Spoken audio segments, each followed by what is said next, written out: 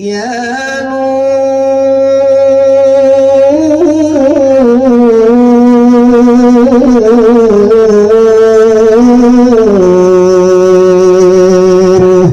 ya Nur, ya Nur, ya Sayyidi, ya Maulana Muhammad. Assalamualaikum warahmatullahi wabarakatuh. Kalau dia mati meninggalkan raganya dalam keadaan mengenal diri, dia ma'rifat.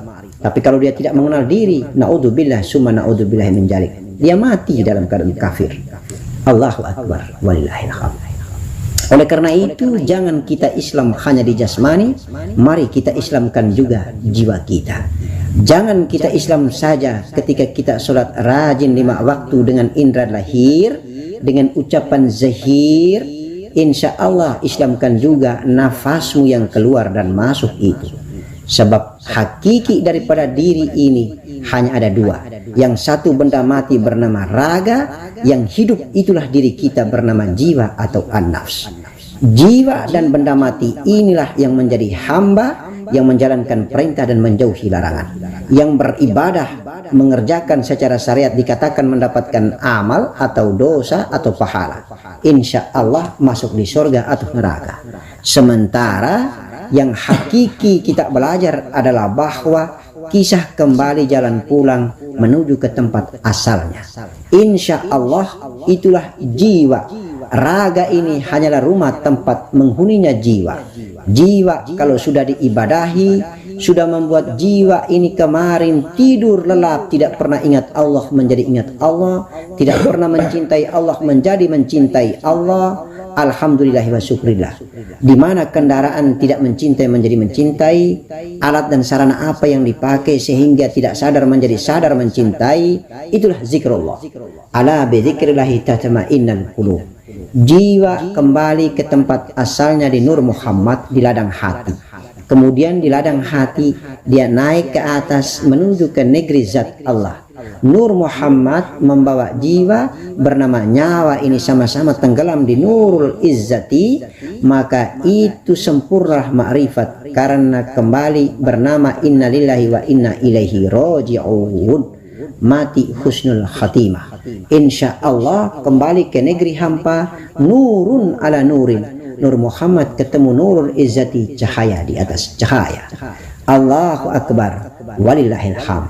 Oleh karena itu berulang-ulang saya katakan wakil daripada jasmani ini adalah elemen yang bernama darah. Darahlah yang mewakili karena darahlah yang mengalir dan menyebar mendistribusikan dirinya secara keseluruhan di unsur-unsur jasmani ini. Kemudian yang mewakili kehidupan itu adalah diri kita sejati asli yang bernama an-nafs atau nafas ini. Insya Allah nafas ini dengan jasmani yang bernama darah, darah dan nafas inilah hamba, abdi, zahirnya Nur Muhammad. Dan kembali ke asalnya Nur Muhammad. Nur Muhammad kembali lebur dan fana di dalam Nurul Izzati, sempurnalah dari Allah kembali ke Allah. Datang ke bumi, pulang ke negeri akhirat. Datang ke bumi menjadi zahir, nampak nyata, af'al, kemudian kembali menjadi asma, sifat dan zat. Itulah alif, lam, lam, ha. Ha kembali ke lam akhir, kembali ke lam awal, kembali ke alif, kembali ke titik daripada huruf ba dan kosong. Allahumma salli ala sayyidina Muhammad wa ala sayyidina Muhammad. Hidup ini memang butuh perenungan. Perenungan terus berkepanjangan, jangan berhenti dengan perenungan itu. Oleh karena itu maka jalan cerita cinta ini harus memiliki guru, harus memiliki mursyid. Jangan sekali-kali kita tidak memiliki mursyid. Karena datuk kita baginda Nabi Muhammad sallallahu alaihi wasallam, guru besar kita, robitah mursyid kita telah tiada. Oleh karena itu zahirnya datuk kita baginda Nabi, robitah mursyid adalah para sahabat. Para sahabat meninggalkan dunia, para tabi-tabi. Kemudian mereka sudah meninggalkan dunia, para tabi-tabi ini insya Allah tinggal ulama warisatul anbiya. Ulama inilah, di dalam ulama inilah ada mursyid, ada murabbi, ada guru-guru kita, sehingga mekanisme dan tata cara kita jalan pulang rapi tuntunannya. Sebab pertanggungjawaban hakiki jelas ke atas. Kita guru, kerobita mursyid baginda Nabi, kemudian kepada Allah Maha Guru, insya Allah. Itulah sebagaimana asal muasal kita.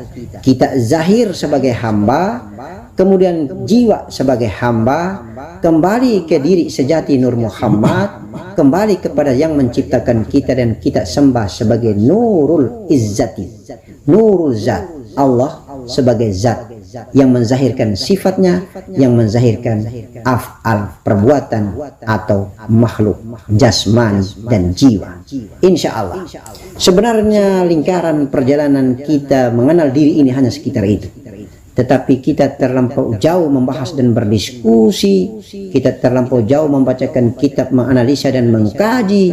Kemudian kadang-kadang kita tidak sadar diri bahwa ilmu yang kita miliki itu harusnya kita lakoni, kita amalkan agar kita dapat mengalami dan merasakan adanya ilmu yang kita diskusikan itu. Insya Allah, karena ilmu itu juga termasuk sifat daripada Allahu Zat yang bernama Nur Muhammad.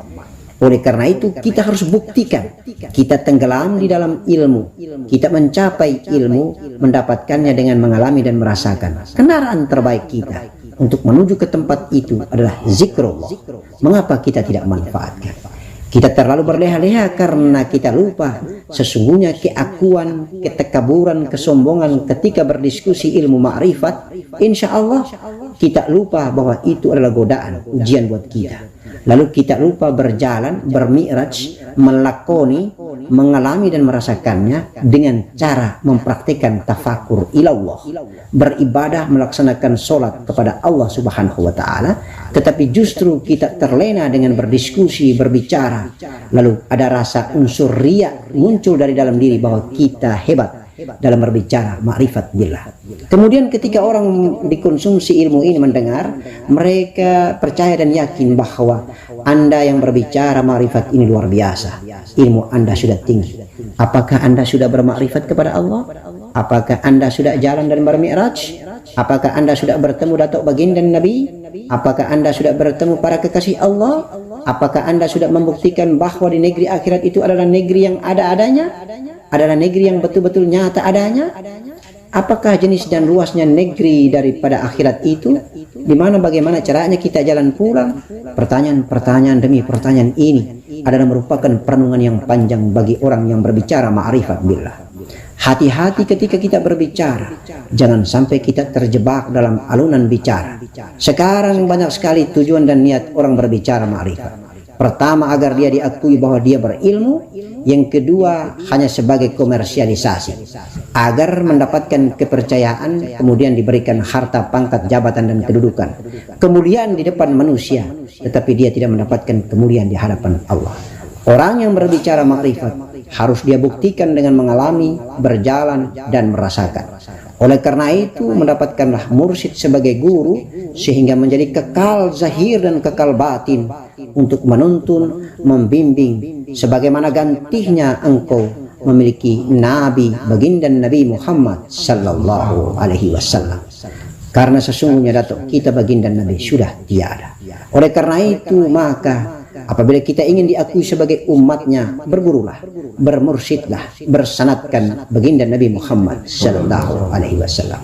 Sebab besok lusa nanti kita meninggalkan dunia di padang mahsyar, kita akan dicari tahu, kita akan harus membuktikan tentang resmi dan sahnya kita sebagai umat baginda Nabi Muhammad sallallahu alaihi wasallam. Itulah Nur Muhammad, itulah cahaya putih. Barang siapa memiliki Nur Muhammad, barang siapa memiliki cahaya putih, barang siapa memiliki tanda dan identitas resmi bahwa dia adalah umat Muhammad, melalui air wudunya kah, melalui sholatnya kah, melalui puasanya kah, melalui cahaya Al-Quranul Karim ketika dia menghafal sebagai hafiz hafizokah, insya Allah ini akan membuktikan isyarat dan tanda bahwa sesungguhnya dia adalah umat Muhammad. Banyak yang mengkomplain sebagai umat Muhammad dan golongan, tetapi belum tentu, karena itu akan dibuktikan dalam perjalanan-perjalanan ghaibiyah. Oleh karena itu Islam diyakini bukan hanya dengan surat, tetapi sirat. Bukan hanya diyakini secara syariat, tetapi diyakini pula secara hakikat. Oleh karena itu perjalanan-perjalanan spiritual, para sufi dan datuk-datuk kita ahli tasawuf kekasih Allah Subhanahu wa taala, mereka bermodalkan syariat dan hakikat. Syariat mereka bermodalkan firman Allah, kitab Allah Al-Quranul Karim yang mulia, dan sunnah Nabi, hadis Nabi, riwayat para Nabi. Insya Allah mudah-mudahan Allah membenarkan perjalanan mereka secara zahir, tetapi secara batin pengalaman spiritual berjalan batin pula lah yang menjadi iman akidah tertinggi mereka dikala mereka melakoni, berjalan dan menemui sang sejati Allah Subhanahu wa taala di alam gaib. Allah itu berada di alam gaib, bukan berada di alam nyata. Oleh karena itu maka temulah Allah dalam keadaan gaib.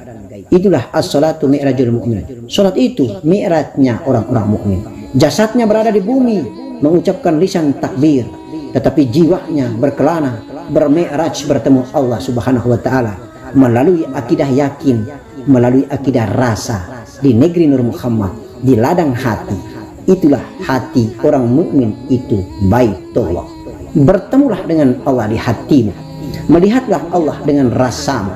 Insya Allah engkau akan makrifat mencintai Allah kekal selamanya.